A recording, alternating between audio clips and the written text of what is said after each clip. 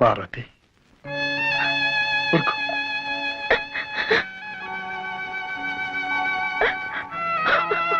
ఊరుకో పార్వతి, ఊరుకో. మన పిల్లలకు మనం న్యాయం చేయాలనుకున్నాం, కానీ వాళ్ళే మనకు అన్యాయం చేసి వెళ్ళిపోయారు. ఎవరు వెళ్ళిపోయినా ఉన్నా నీకు నేను, నాకు నువ్వు ఉన్నాగా. ఊరుకో, ఊరుకో. అయ్యగారు, పొద్దుటి నుంచి అమ్మగారు ఏమీ తినలేదు. ఈ పాలైనా తాగమని చెప్పండి. తీసుకో పార్వతి. అయ్యగారు, మీరేమీ అనుకోపోతే నేను మాట చెబుతాను. ఏమిట్రాని? ఏం లేదండి, మీకు రవిబాబు గారి మీద కోపం రావడానికి కారణం మధుబాబు గారే కదండి. నిజానికి ఆ రోజు మధుబాబు గారు లంచం పుచ్చుకుంటుంటే నువ్వు లంచం పుచ్చుకున్నట్టు నాన్నగారికి తెలిస్తే ఆయన బతకరని తగువాడి చివరి కాలంలో తన మీదే పడ్డా భరించారండి. మీకు మధుబాబు గురించి నిజం తెలియకూడదని చెయ్యని నేరాన్ని ఒప్పుకున్నానన్నారండి. అలాగా? అది Banjara Hills, road number 12. Cinema పేరా? కాదు, రోడ్డు పేరు. అదేంటి? షూటింగ్ కోలాహలం. దూరంగా ఒక కుర్చీలో రాఘు కూర్చొని ఉన్నారు. రాఘు ఎవరు? కె రాఘవేంద్రరావు గారు. ఇంకొక పక్క కుర్చీల్లో బుజ్జి, పప్పి, చంటి కూర్చొని ఉన్నారు. వాళ్ళెవరు? మీనా, రోజా, నగ్మ. ఇంతలో గుంపులోంచి ఓ బలమైన చెయ్యి నగ్మ భుజం మీద పడింది. చెవుమని హిందీలో కేక వేసింది. నేను ఇమ్మీడియట్ గా చుబుకం పట్టుకొని మత్రావ్ మత్రావ్ మైహూ అన్నాను. అంతే, పక్కనున్న మోటార్ బైక్ ఒక్క తండు తన్నాను.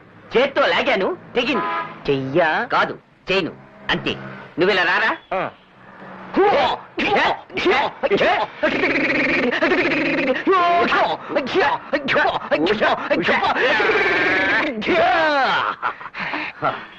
అప్పుడు వాడు పక్కనే ఉన్న గోడౌన్లోకి పరిగెత్తాడు. నేను వెనకే లోపలికి వెళ్ళి తలుపుని, గెడని, తాళాన్ని లోపల సిత్త కొట్టి అందరూ చూస్తుండగా బయటికొచ్చి కొలాయి కింద తలకాయ పెట్టుంటావు. కరెక్ట్ గా చెప్పావు బాబు. శివ టైపులో ఎఫెక్ట్ ఇచ్చి దివా టైపులో ఫినిషింగ్. చిన్న పిల్లలకి చెప్తే భలే నమ్మకమే.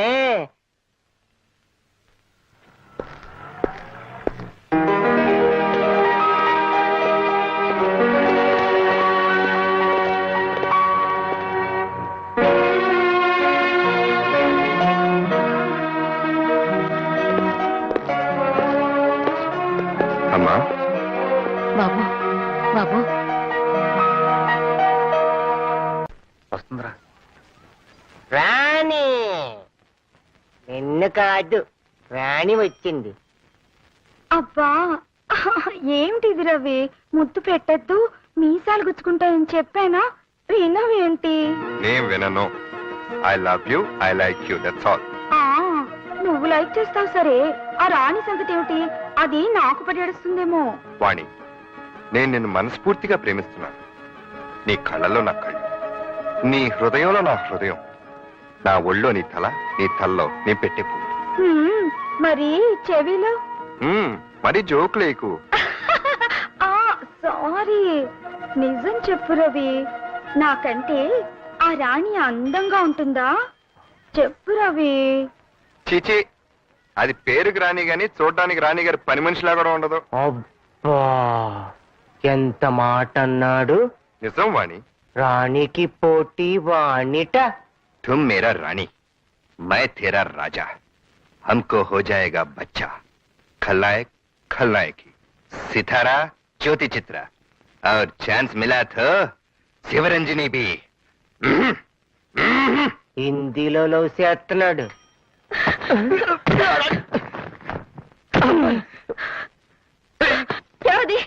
ఏ రాణి, వాణి అని తెలిసిన అమ్మాయి. తెలిసినమ్మయ్యా, బుద్ధి లేదు. ఎందుకు? ఎందుకేంటి?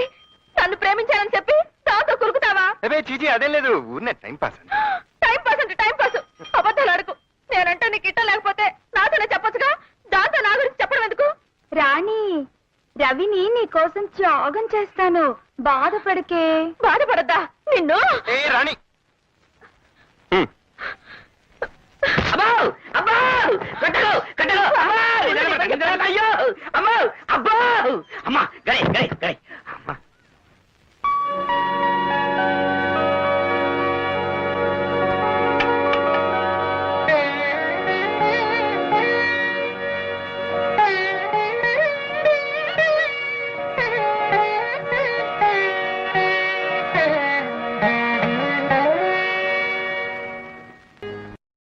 పాపిష్టిదాన్ని మీ నాన్నగారిని సాక్ష్యం చెప్పకుండా చేశాను. ఆ రోజు నుంచి ఆయనకు కంటి నిండా కునుకు లేదు. నువ్వు మాత్రం ఏం చేస్తావమ్మా? చెల్లి పెళ్లి జరుగుతుందని ఆశపడ్డావు, నమ్మి మోసపోయావు. నా కూతురు పెళ్లి కోసమే అయితే కోర్టులో నేను అలా సాక్ష్యం చెప్పి ఉండేవాడే కాదు. మాస్టర్ చనిపోతూ సాయిరామన్ నాకు అప్పచెప్పారు. అతని పెళ్లి బాధ్యత కూడా నాదేనన్నారు. ఆ బాధ్యతతోనే నా నిజాయితీని పూడ్చిపెట్టారు. అబద్ధం ఆడకపోయినా నిజం చెప్పలేకపోయారు. అందుకే నాలో నేను కుమిలిపోతున్నాను. ఏమైనా సరే ఆ బుచ్చిబాబుని నేరస్తుడిగా నిరూపించాలి. ఎలా అయినా సరే ఈ పెళ్లి జరిపించాలి. ఆ మద్దతు జరిగినప్పుడు మీరు తప్ప ఇంకెవరు లేరా నాన్నగారు? ఉన్నారు. ఏ ప్రయోజనం? వాళ్ళు వాడికి అనుకూలంగా చెప్తారు కానీ మన తరఫున ఎలా చెప్తారు? అసలు ఎవరెవరు ఉన్నారు? డ్రైవరు, వాచ్మన్, కొడుకు ఉన్నారు.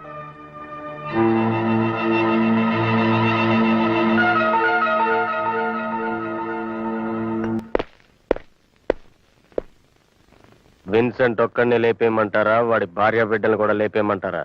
నో, విన్సెంట్ ఒక్కడిని మర్డర్ చేయండి. వాడే నేను మర్డర్ చేయడం చూసిన సాక్షి. All right. ఏమండి, తొందరగా తలపేసేయండి.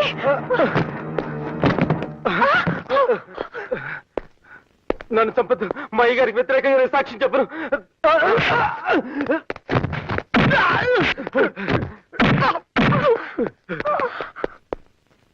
నీకేం భయం లేదు విన్సెంట్? ఆ బుచ్చిబాబు గారు నన్ను బతకనివ్వరు. తెలుసు, అందుకే నేను కాపాడడానికి వచ్చాను. ఇంతకీ మీరు? జడ్జి రామ్మోహన్ రావు గారు అబ్బాయిని. విన్సెంట్ మాస్టర్ని చంపేసి యాక్సిడెంట్ అని పోస్ట్మార్టం రిపోర్ట్ క్రియేట్ చేశారు. ఆయన ఎలా చనిపోయారో నీకు తెలుసు. నువ్వు కనుక సాక్ష్యం చెప్తే. బాబు, సాక్ష్యం చెప్తే బుచ్చిబాబు గారు చంపేస్తారు బాబు. సాక్ష్యం చెప్తావన్న డౌట్తోనే బుచ్చిబాబు నేను చంపాలని చూశాడు. నువ్వు గనక సాక్ష్యం చెప్తే నేను నీకు ఏ హాని జరగకుండా చూసుకుంటా. బాబు, మీరు చెప్పినట్టు నేను చేస్తే నా భార్య బిడ్డలు అనాథలైపోతారు బాబు.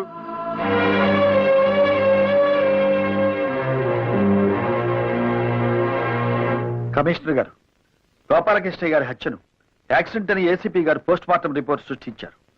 అది అబద్ధమని, గోపాలకృష్ణ గారిని బుచ్చిబాబే కాల్చి చంపాడని ఆయన వాచ్మెన్ విన్సెంట్ సాక్ష్యం చెప్పాడు. కాబట్టి ఆ శవాన్ని వెంటనే బయటకు తీసి రీపోస్ట్ మార్టం చేయాల్సిందిగా ఆర్డర్స్ తీసుకొచ్చారు.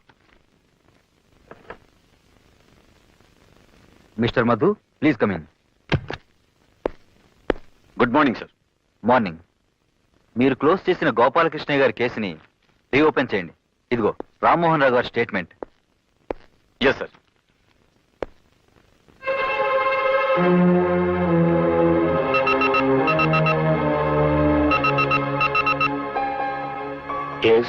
గోపాలకృష్ణ గారి బాడీని రీపోస్ట్ మార్టం చేయించమని కోర్టు నుంచి ఆర్డర్స్తో వచ్చారు మా నాన్నగారు. అది యాక్సిడెంట్ కాదు, మీరే షూట్ చేసి చంపారని మీ వాచ్మెన్ విన్సెంట్ సాక్ష్యం ఇచ్చాడు. All right.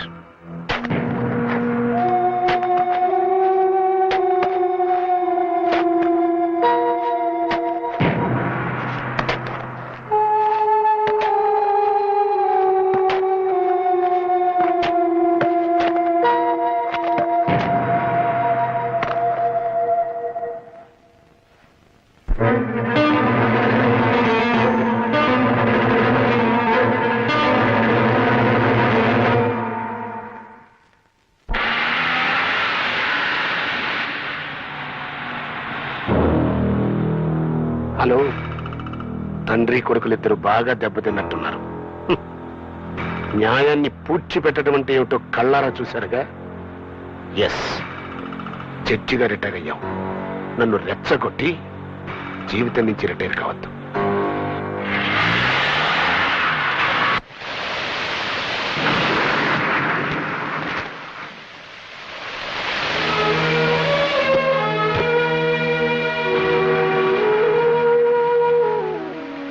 ఏమిటి బాబు వర్షంలో వచ్చావు?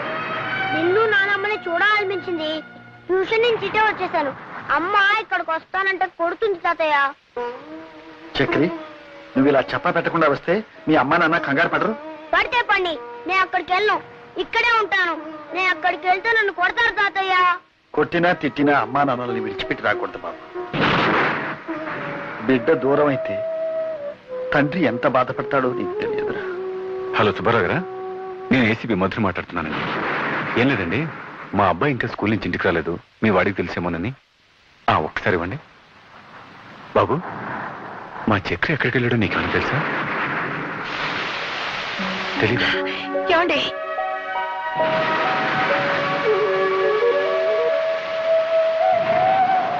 మా బిడ్డను మాకు కాకుండా చేద్దామనా? ఎవరిని అడిగి తీసుకెళ్లారు? నన్ను ఎవరూ తీసుకెళ్ళలేదు. నేనే తాతయ్య నాన్నను చూడాలనిపించలేను. తల్లిదండ్రులకు ఎలా ఎదురు సమాధానం చెప్పాలో బాగానే నేర్పించారు. కళ్యాణి,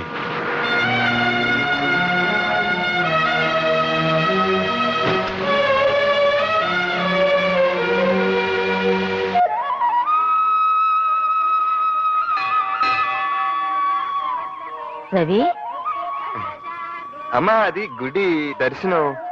రాత్రి కాళికాదేవి కల్లోకి వచ్చి దర్శనం చేసుకో అని ఒకటే. ఓహో, కాళికాదేవి వెంకటేశ్వర స్వామి గుడికొచ్చి దర్శనం ఇస్తానందా? అదే కాళికాదేవిని విన్నావా? కాదు, అలువేలు మంగాదేవి కల్లోకి వచ్చింది.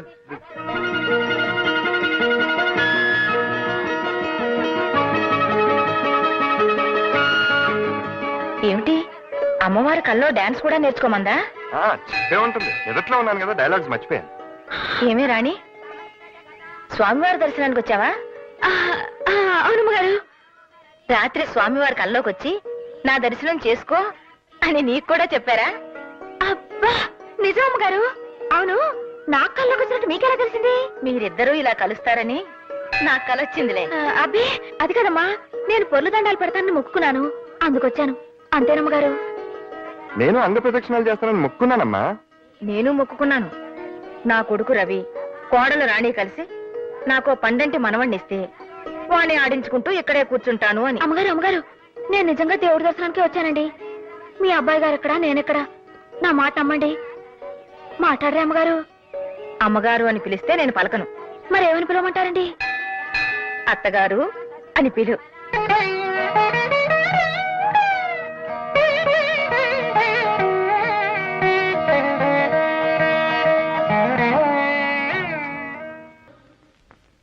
మాట్లాడితే కేసును తిరగదోడుతున్నాడు రామ్మోహన్ రావు. సాక్ష్యం ఇస్తా అన్న విన్సెంట్ ని లేపేశాం. ఇక మిగిలింది బెనర్జీ ఒక్కడే.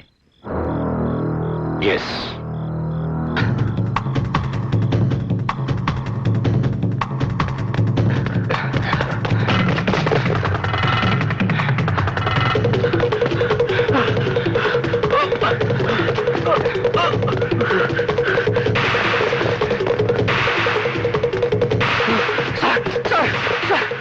వాడు చంపాలని చూస్తున్నారు సార్.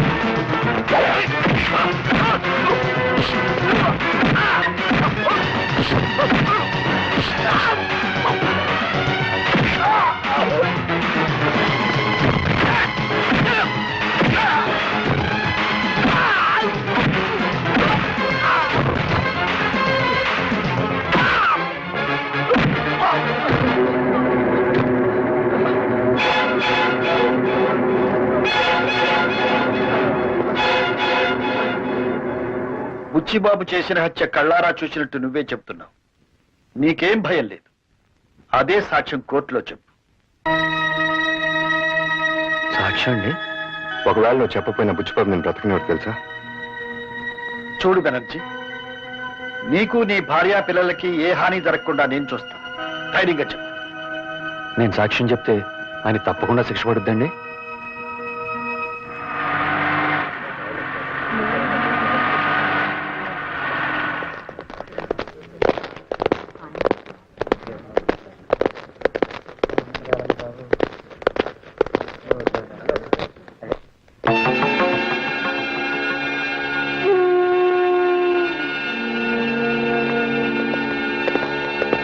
అతని తరఫున రామ్మోహన్ రావు గారు కోర్టుకు పెట్టుకున్న అర్జీని మంజూరు చేస్తూ ప్రాసిక్యూషన్ తరఫున ఆయన వాదించడానికి యాజ్ ఏ స్పెషల్ కేసుగా కోర్టు పర్మిషన్ ఇస్తూ ఇతర సాక్షుల్ని ప్రవేశపెట్టడానికి అనుమతిస్తోంది.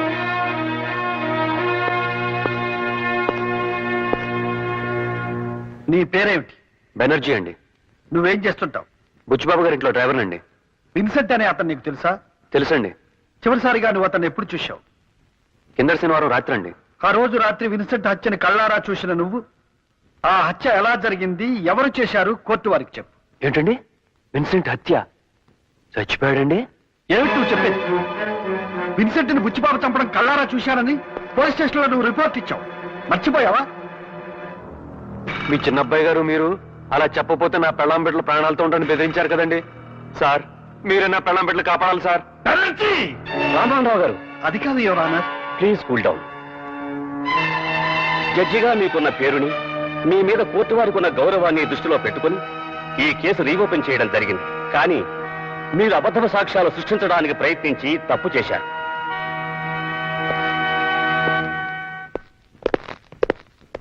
ఏమండే చెల్లిస్తుంటే ఆగరంటే నా మాట విని ఈ కేసు విత్డ్రా అయిపోండి. ఎస్, నేనేమి హంతకుని కాదండి. నోనో, మీరే పట్టు విడవని విక్రమార్కుల్లాగా నా మీద పగబట్టారు. ఈ కేసును తారుమారు చేయాలని మా డ్రైవర్ని మీ మీదకు ఉసుకెళ్ళిపాను. ఎస్, నేనే.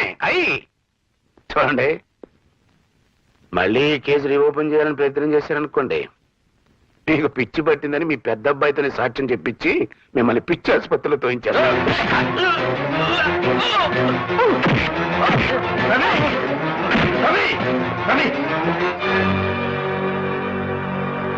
రవి, మనుషులు మృగాలతో గొడవ పడకూడదు. మృగాలను శిక్షించే పద్ధతి వేరే ఉంది. Yes,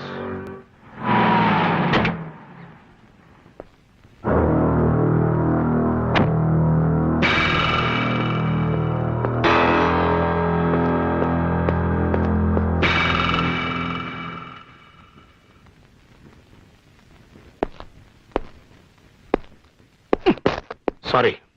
all right. ఏమిటి, మీరెందుకు వచ్చారు ఇక్కడికి? కంగారు పడక బుచ్చిబాబు. నన్ను ఎప్పుడు చూసినా అలా బెదిరిపోతావు ఎందుకు?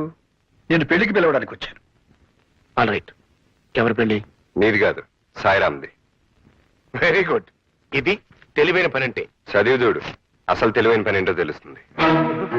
నూనో, సాయిరామ్తో మా అమ్మాయి పెళ్ళని కార్డు వేశారండి. అంటే మా అమ్మాయి ఎక్కడుందో మీకు తెలుసా? నువ్వు దాచిన చోట మాత్రం ఖచ్చితంగా లేదు. నిన్ను తప్పించుకుని మా దగ్గరకు చేరింది. మళ్ళీ నీకు కనపడకుండా ఎక్కడ దాచాలో అక్కడే దాచాం. ముందు వాళ్ళ పెళ్లి జరిపించి, ఆ తర్వాత నీ కూతురుతోనే నీకు వ్యతిరేకంగా సాక్ష్యం చెప్పించి, అప్పుడు నీ పెళ్లి నేనే దగ్గరుండి జరిపిస్తాను. అర్థమైందా? రా బాబు, ఏర్పాటు చేయాలి.